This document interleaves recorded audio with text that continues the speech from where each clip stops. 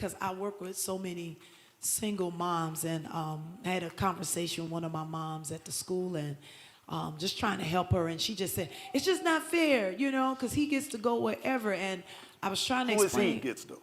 The dad gets away. The husband or The dad, just the dad, Okay. the baby daddy. Okay. And so, I really want you to share about the importance of the mother, right? And I'm not denying dads. It's just, I really feel, and I know where I'm at and how I'm leading and talking to people at work, and how even the Lord has given me wisdom, because I asked him to give me wisdom how to speak with them, just in regards to rearing your child, right?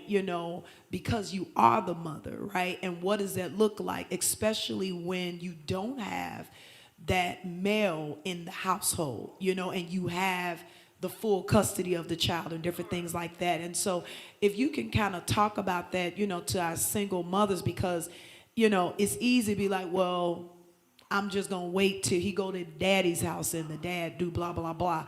But even share about that importance of the mother.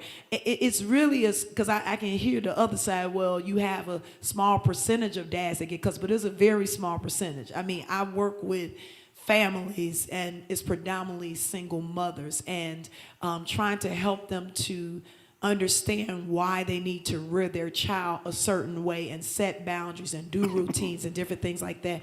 So if you could talk about that part, number one, and then the second part is when your house is attacked, and how does that look when you are raising your children, right? You come from two different households of raising, or how you were raised, and you see the attack. You see that I believe in maybe a spanking, and you believe in let's have a timeout. Can you talk about that as well? Okay, wait, stay right there. Let me say this, and I'll let you talk about this. At this point in my life, the only thing I can pretty much guarantee is a person abiding by this. Everybody can be nice, people have good intentions and all of that, but I can't really guarantee all of that. But this I can guarantee. If you have a single parent, a single mother, and she's a Christian, God will, and I've said this before, God will help her be all of that. See, in other words, if you're a single mother, God will help you be all that.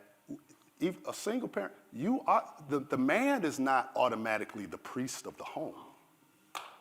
If you single with a man, you the priest of the home. See, and I'm saying that because sometimes people think, well, so, because there's no husband or no father, and my child need a priest. No, you the priest. That's not a gender. I know we thought that. That's not true. So if you're a single mother, you can raise your, and God will help you. Where you be the protector, provider, just like if you had a husband, and you the priest of that home. Okay, being a single mother, since I was a single mother. Anyway, what the thing about this was that Clarify that, because see, I know Pastor Laura, but I have to remind her we I talking to a was larger single audience. until my baby was 10 months old. Okay, then now somebody Okay. gonna laugh at you. Okay, not okay, even no, a year. no. Oh, Okay, Lord. wait a minute. Okay, now, for real now. Because stop it. No, I'm trying to help you, believe but me. you know what? I don't need no help because I'm grown. I can handle people. I hear what you're saying. Okay. But I'm back grown. there, if they get some comments in that, don't comment. It don't make a difference. I ain't gonna comment to them. I ain't gonna respond to them. I'm not gonna respond. But anyway, let's go. We Now, were together. The thing about this is that when a mother have a child and they're not married to the child, it is the total commitment of the mother to make up in her mind that I'm going to raise this child. Now, if the man walk away, you have to think, if he walking away from me, he going to walk away from my child. I'm not going to give that man that much responsibility to my child over his house when he not faithful over here. That don't make no sense to me let him take a child over his mama's house, and they all smoking and drinking and doing all of that stuff, and they're going to leave them over there, and then let him say, well, that's his child. He should know better. That's your child. And what I believe in, if it's not corresponding with what I want my child to be connected to, I'm not gonna let my child go over there. Now I know that take a lot of stuff. Well, you know what? Well, what he gonna do? Wait a minute now. If we had custody together, then that's different. But we ain't got no custody together. We ain't went to court. And this is my child. Then my child come back being all crazy and what have you and stuff because when they did over their house. Now I'm telling you for a fact, I know this for a fact because I talked to a parent. And the mother was let her boyfriend, ex-boyfriend, really, just a baby child, go over to the child house, and they was looking at football. And so the child had to use the bathroom. She was nothing but 2 or 3 years old. He had to use the bathroom. And he was so engaged in the football, he let his friend take the child into the bathroom. And when he took the child to the bathroom, he molested the child and put the child right back in front of the TV, and nobody knew it. And then they said, well, it's his responsibility. Wait a minute now, you know he crazy with you. Why would you let the child go over a man's house with his boys and people that are irresponsible and let anybody come in their house and mess with my child? Then you say, well, it ain't my fault, it's his fault. It's your fault. Because you should know he was crazy, and his parents are crazy, and the people around is crazy, but then you let your child go over there and say, well, it's no. I have heard too many cases where, and people don't know this is what everybody don't know. When you're a baby, when you're young, you could be 6 months to a year, and somebody is funneling you when you are that age. And when you grow up and them emotions arrive, you don't know why your emotions is arriving so soon.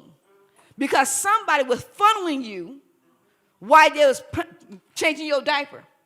And then you wind up saying, well, I'm made this way. No, somebody was touching you inappropriate when you was young and you didn't know somebody, but the emotions are real. That arousement is real. So no, I'm not letting I know people say, well, I'm not going to let him off the hook. Let him off the hook. You got more issue when you let that child come back in there and they got issues again.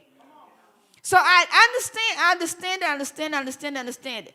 That is one of the ways that you have to pick up, and you got to pick up these signs and signals and things that when these kids are doing things, because it's very important when somebody is changing your child. It is some crazy stuff out here, and people don't know where these emotions come from because somebody is funneling your child when they're changing their pamper. Well, you can even go to this extent, and this is with either way. Why does one have full custody? That don't just automatically happen. There's a reason somebody got full custody. Something happened. Come on, that's the law. Yeah. Something. And so, you just have to pick up these signals. And I was not the advocate for letting my kids go over to anybody's house. I was not. Everybody had to talk. And I stood all my kids in the mirror and told them, if anybody touch you here, let me know. Because I want to know who is the dirty dog that touched my child. But see, everybody, well, you got to trust. No, I don't have to trust nobody. I don't have to trust nobody.